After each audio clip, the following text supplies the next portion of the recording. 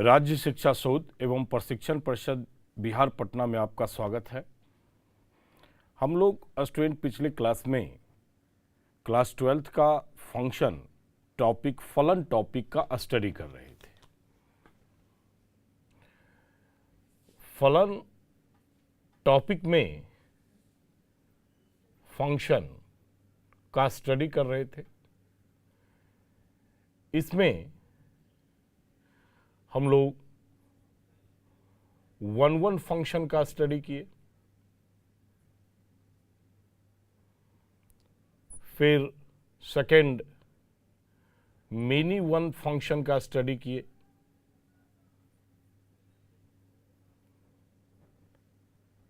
Third into function का study किए और फोर्थ ऑन टू फंक्शन का स्टडी कर चुके। आज का टॉपिक फलन में कंपोजिशन ऑफ फंक्शन है। कंपोजिशन ऑफ फंक्शन है। इस एनसीईआरटी की किताब में कंपोजिशन ऑफ फंक्शन और इन्वर्टेबल फंक्शन एक ही साथ में लिखा गया है। हम एक एक पार्ट को पढ़ेंगे। पहले कंपोजिशन ऑफ फंक्शन क्या है, दो फलन का संयोजन क्या होता है, इसको हम पढ़ेंगे। सपोज करते हैं कि हमारे पास दो फंक्शन है।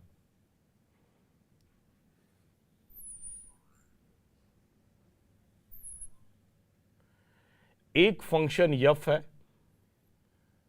जिसकी मैपिंग a टू b है और दूसरा फलन हमारे पास में g है जिसका मैपिंग b से c है। अब इसमें एक एलिमेंट x है, तो इस x एलिमेंट का इमेज b में बनेगा और ये इमेज मेरा fx होगा। क्योंकि फंक्शन x f है तो हम fx ले लिए और इस fx का इमेज हमारे पास g में बनेगा। इस g को ऊपर लिख देते हैं, g में बनेगा। g में इसका इमेज g ऑफ fx होगा। इसी g ऑफ fx को हम लोग कंपोजिशन ऑफ फंक्शन कहते हैं। कहने का अर्थ है कि इसे हम गॉफ कहेंगे या गॉफ ऑफ यक्स कह सकते हैं। यक्स का हमने इमेज लिया तो गॉफ ऑफ यक्स कहेंगे और गॉफ ऑफ यक्स हमारे पास फाइनल आ गया जी ऑफ एफएक्स से। जहां ये यक्स जो है वो सेट ए से बिलोंग करता है, तो इसे भी ध्यान रखेंगे कि x belongs to set A है। ये फाइंड करना ही कंपोजिशन कहलाता है। आप इसे गॉफ लिख लें। कहने का अर्थ है कि जब इसके डिफिनेशन की बात करेंगे तो यफ और जी दो फंक्शन है और यफ का मैपिंग ए से बी है, तो हम लिखते हैं। इसी बात को हम डिफिनेशन में लिखेंगे कि माना कि f is a function from A to B तथा g is function from B to C. दो फलन है, दो फलन है। अब f और g का कंपोजिशन कर रहे हैं। f तथा जी फलन का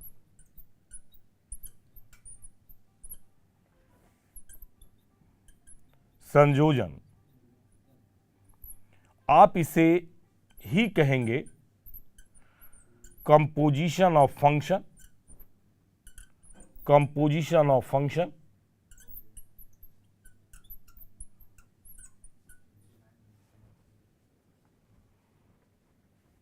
इस प्रकार से परिभाषित है कि या सीधे लिखते हैं परिभाषित है कि गॉफ का मैपिंग फाइनल हमारे पास A to C हो जाता है। तो ये भी ध्यान में रखेंगे, mapping from A to C तथा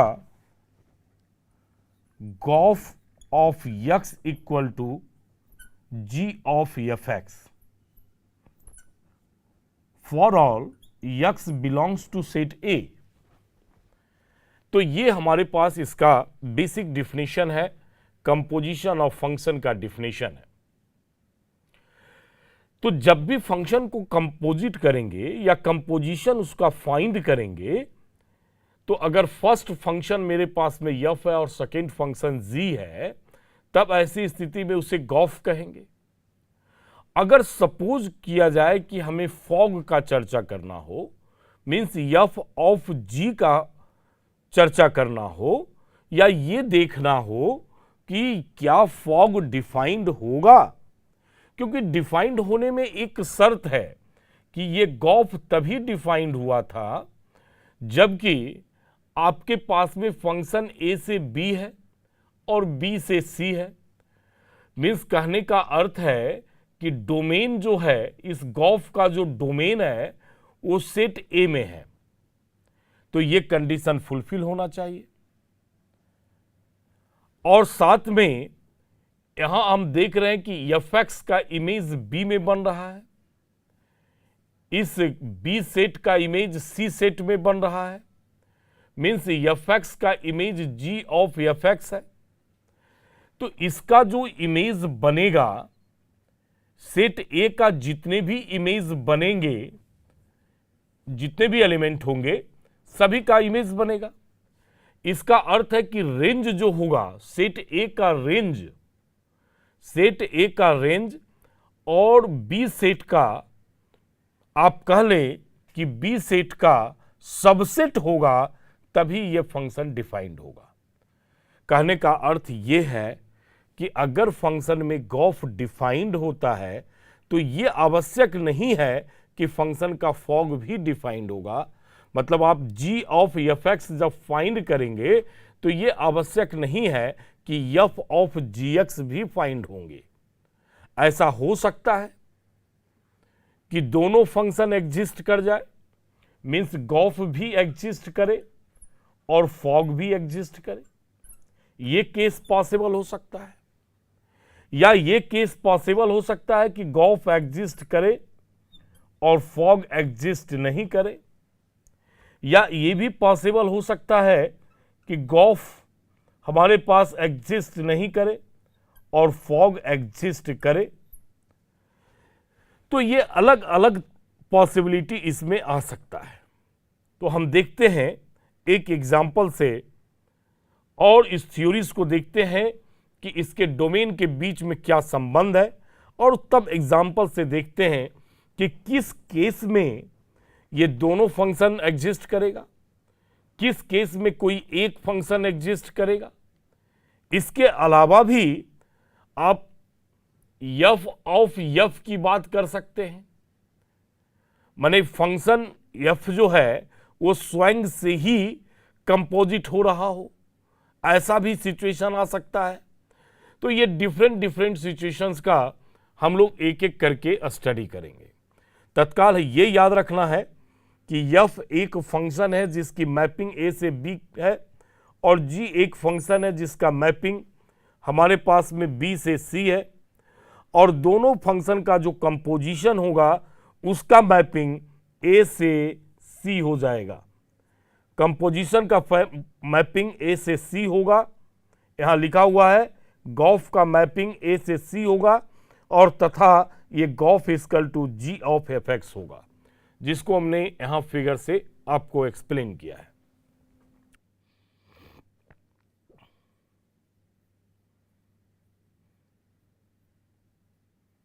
कंपोजिशन ऑफ टू फंक्शंस की चर्चा कर रहे हैं।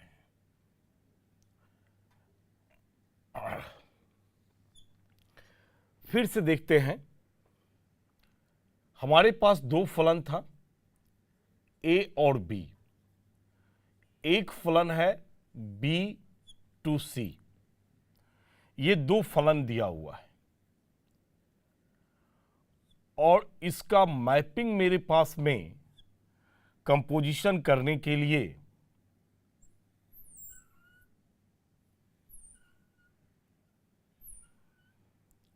ए बी, ये फलन एफ हो गया और ये फलन जी हो गया, बी से सी।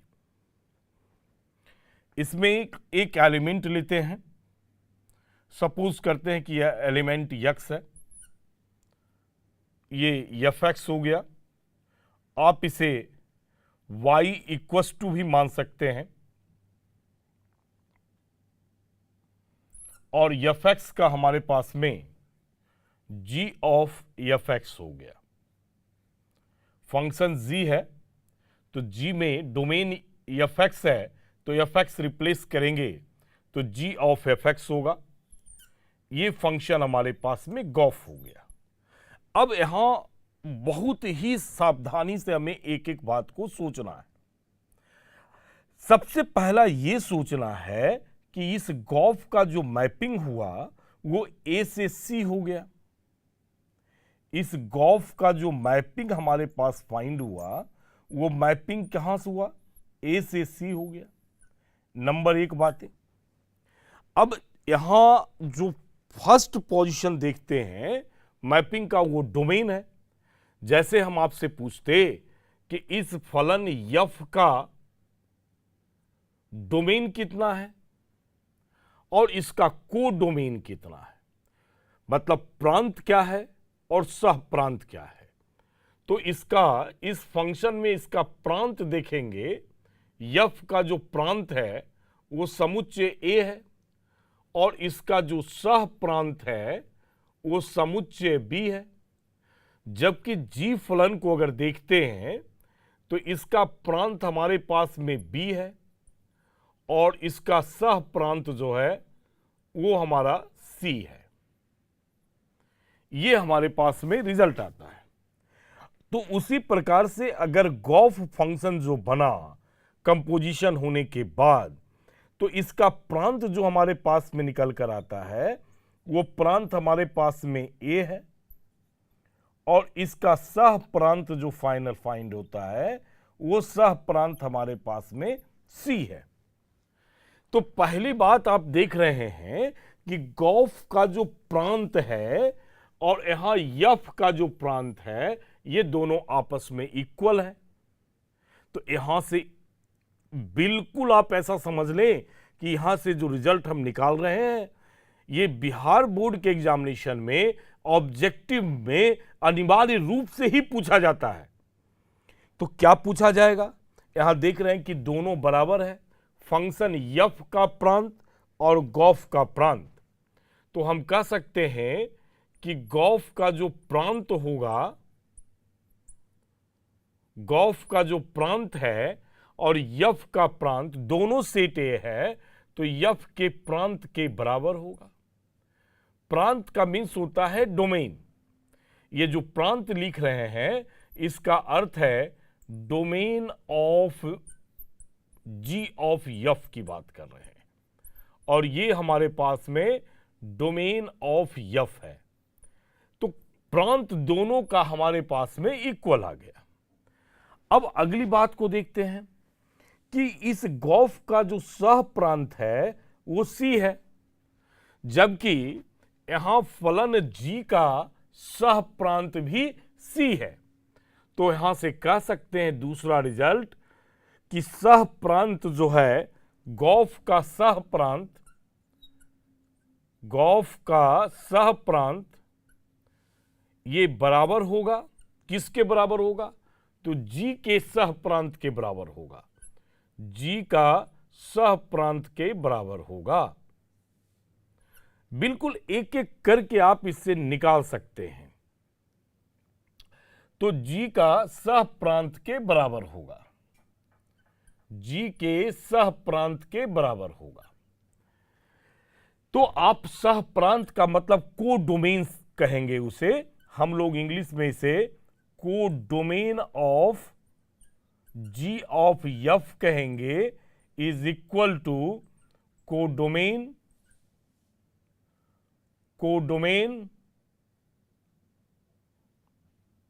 Is equal to codomain of G कहेंगे। ये दो रिजल्ट हमारे पास में आ जाता है। अब सबसे इंपॉर्टेंट बातें हैं कि ये एग्जिस्ट कब करेगा।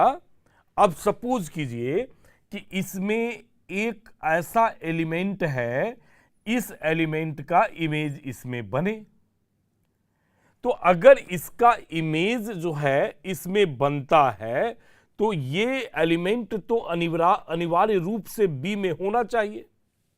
कहने का अर्थ है कि ये जो जी है, जी का जो डोमेन होगा और ए का माने एफ का जो रेंज होगा वो आपस में मिलना चाहिए। माने एफ का रेंज माने एफ का प्रतिबिंब समुच्चय बी में होना चाहिए। अगर समुच्चय बी में एफ का प्रतिबिंब नहीं होगा तब तो ऐसी स्थिति में फंक्शन ही एग्जिस्ट नहीं करेगा।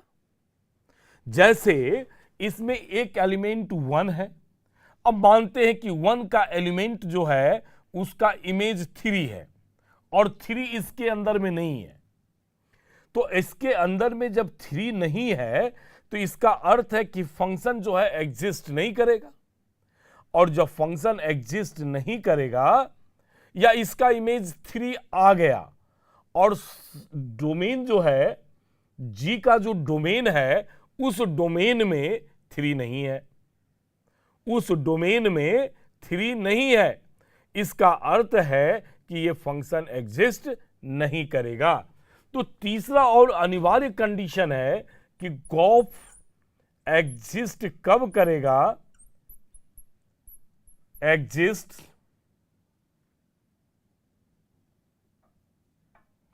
गॉफ एग्जिस्ट इफ हमने कहा रेंज ऑफ एफ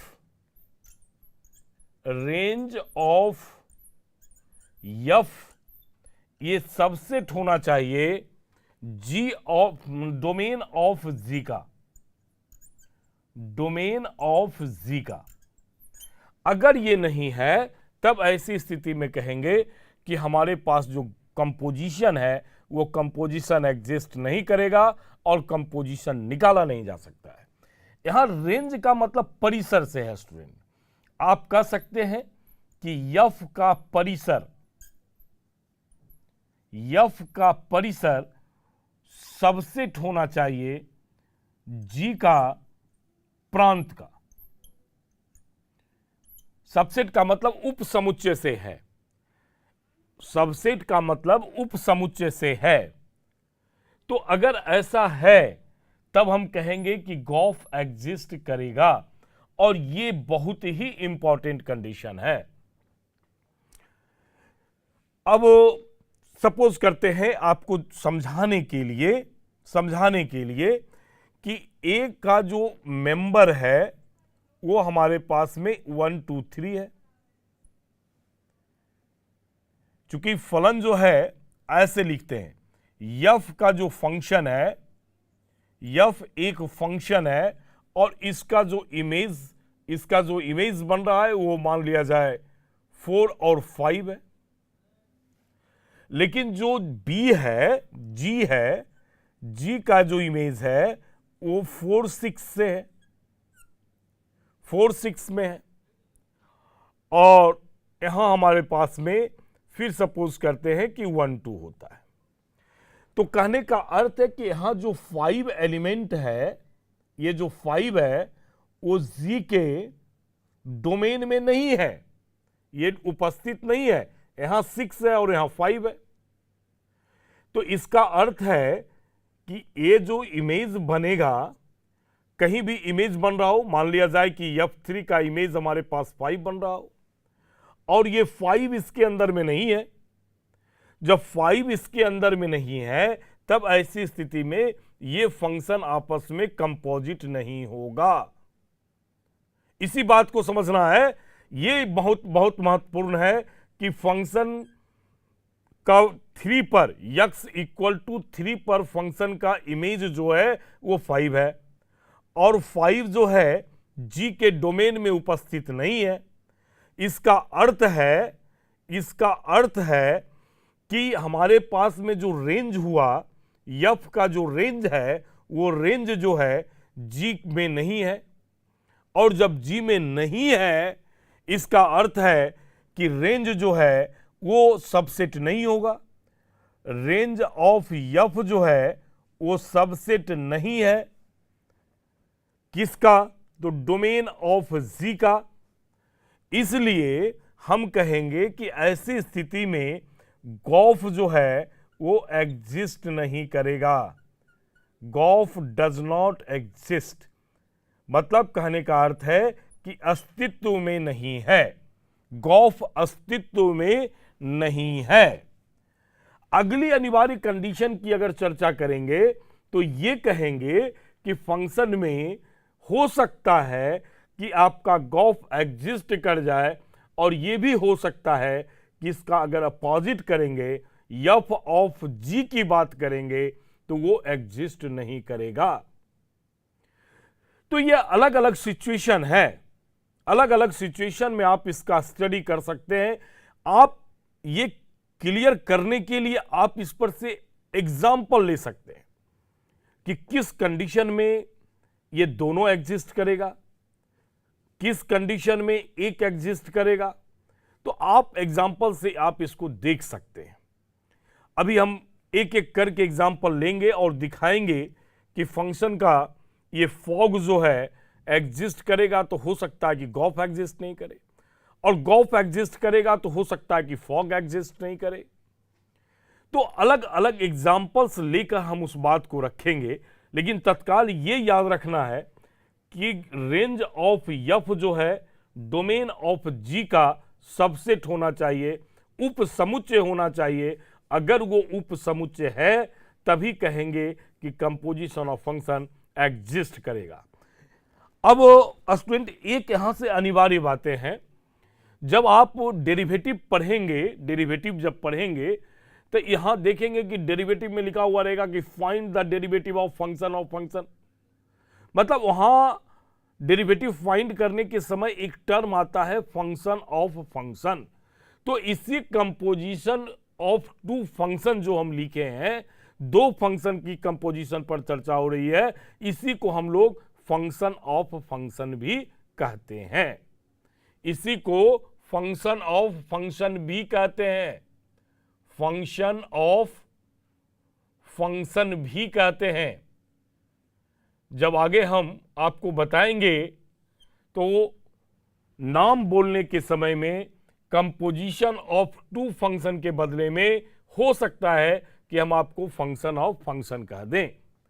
माने कहने का अर्थ है फलनों का फलन, या चलिए ठीक है, एक से दो से अधिक भी हो सकता है। फलनों का फलन, फलनों का फलन, फंक्शन ऑफ फंक्शन। या आपको हम यहां बताएं कि दो फंक्शन का संयोजक कह दीजिए। इसे जब कहेंगे, चूंकि टू फंक्शंस लिखे हुए हैं, सिर्फ लिखते कंपोजिशन ऑफ फंक्शंस, ऐसा भी से पॉसिबल था। चूंकि यहां हम आपको जो थ्योरी बता रहे हैं इसमें दो फंक्शन को लेकर थ्योरीज बता रहे हैं। जब तीन फंक्शन लेकर थ्योरीज को लिखेंगे तब हम लिखेंगे कि कंपोजिशन ऑफ फंक्शंस। तो यहां इसका हिंदी अगर लिखना हो तो हम लिख सकते हैं दो फलनों का संयोजक।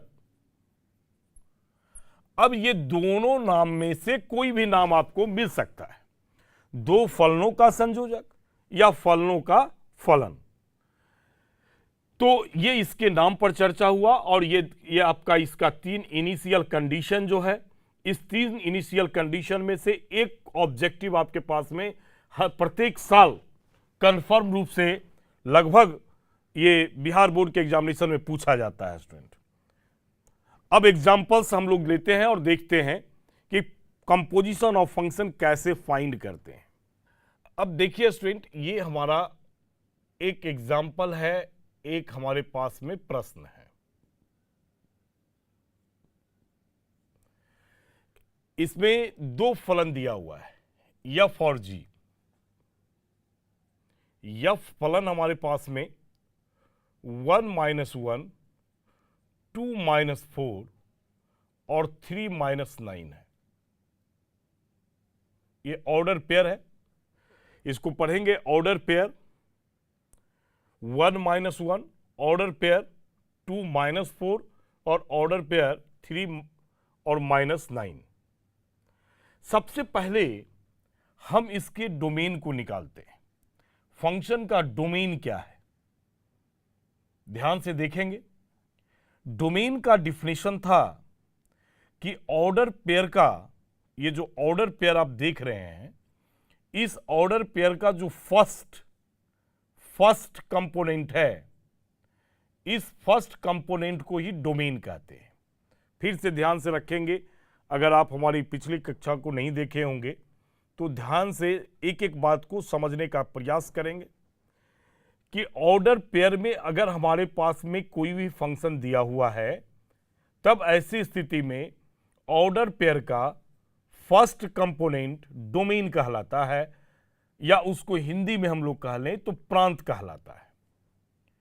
तो इस फंक्शन का डोमेन जो है वो ओरिजिनल में 1, 2 और 3 है। इस फंक्शन का डोमेन 1, 2 और 3 है।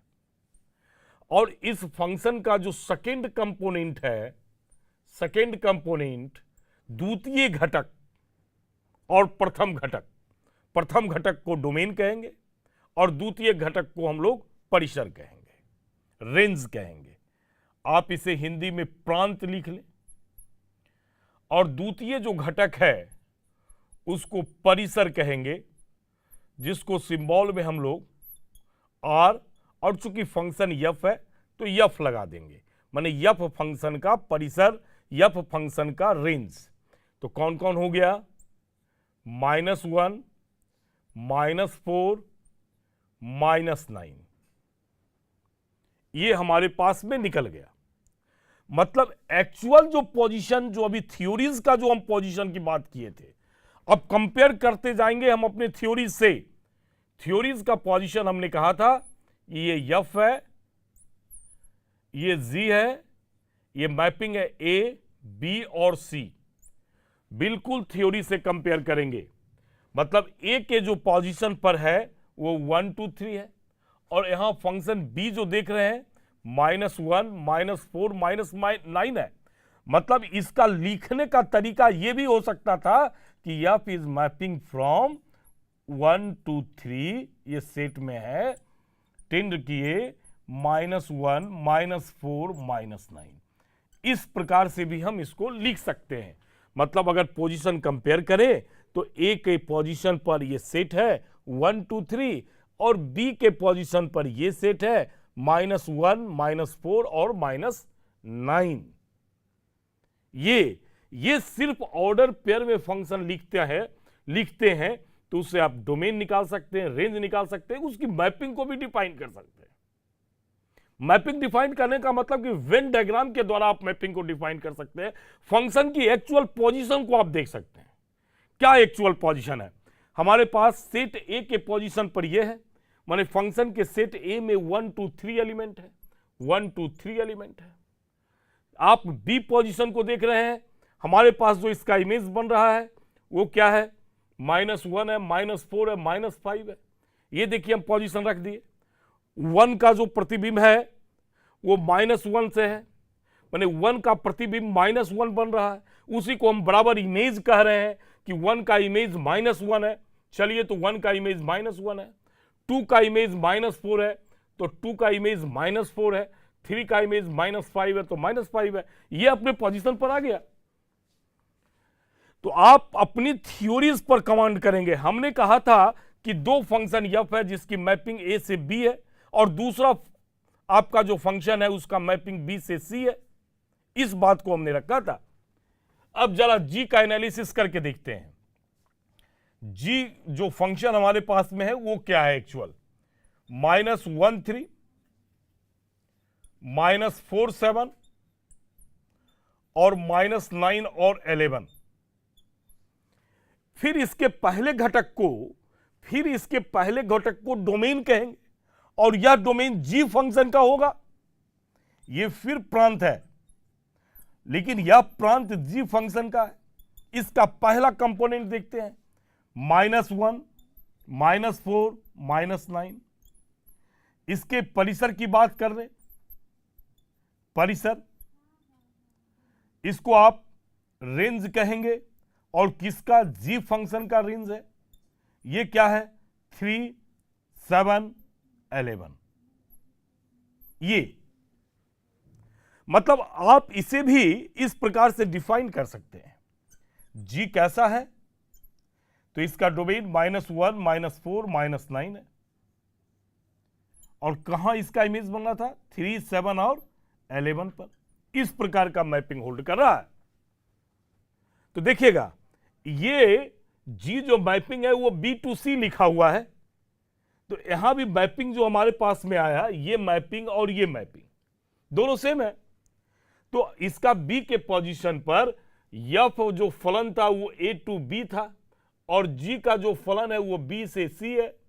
माने दोनों को देख रहे हैं ना, तो यहां -1 -4 -9 ऑलरेडी फिक्स है, यहां -5 लिखा गया स्टूडेंट, वो -9 होगा। तो कहने का अर्थ है कि जब आप इसका रखेंगे तो इसके C के पोजीशन पर अब हमारे पास में 3 7 और 11 है। मतलब मैपिंग करें तो -1 का इमेज 3 है, ये इमेज बना, -4 का इमेज 7 है, -9 का इमेज हमारे पास 11 है, ये मिला। तो ऐसी ही स्थिति में हमने कहा था कि ये जो रेंज है, ये रेंज और ये हमारे पास में जो डोमेन है, यह रेंज इस डोमेन का अगर सबसेट होता है तभी कंपोजिशन एग्जिस्ट करेगा। फिर से सुनेंगे, ये पहला फंक्शन f है, पहले फंक्शन f का परिसर g फंक्शन जो आप देखते हैं वो g फंक्शन का प्रांत का अगर सबसेट होता है तब हम कहते हैं कि फलन गॉफ जो है एग्जिस्ट करेगा। रीजन याद होनी चाहिए। मेंस बराबर क्वेश्चन को पूछा रहा है कि क्या फंक्शन एग्जिस्ट करेगा या नहीं करेगा।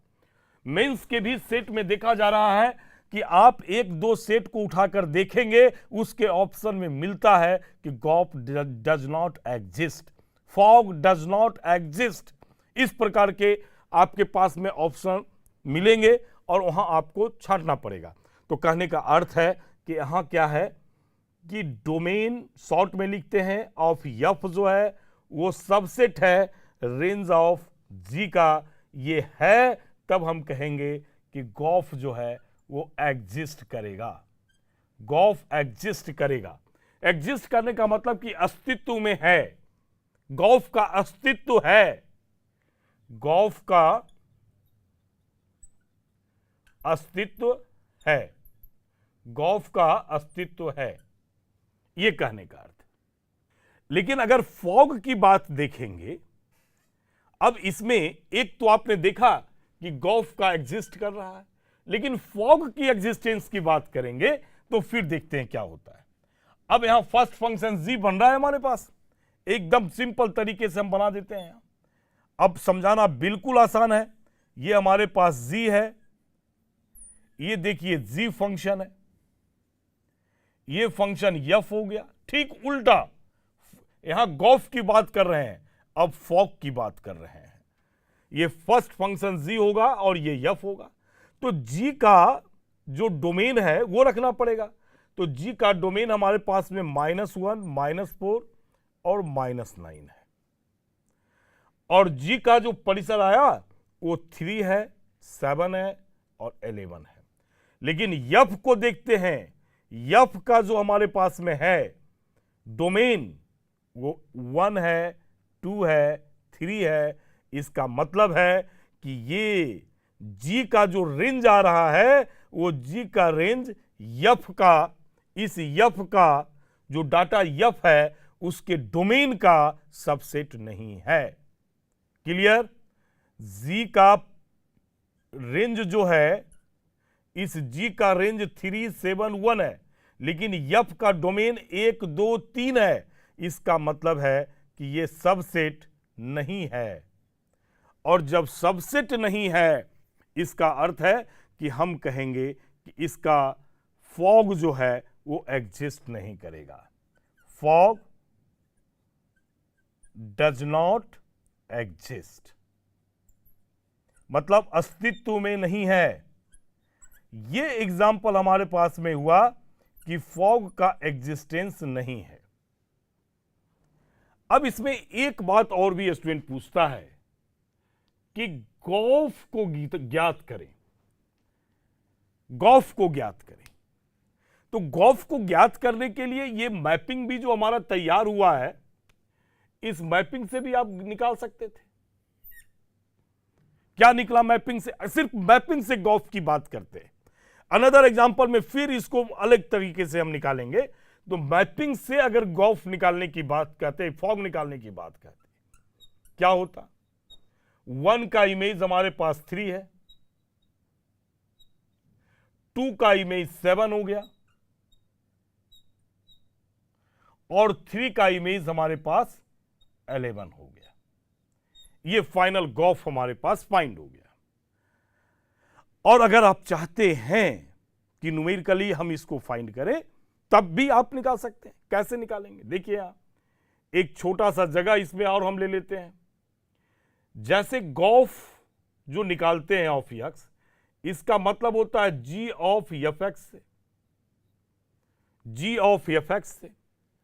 तो पहले यफ है यहां, तो इस यफ में जी ऑफ यफ 1 निकालते हैं।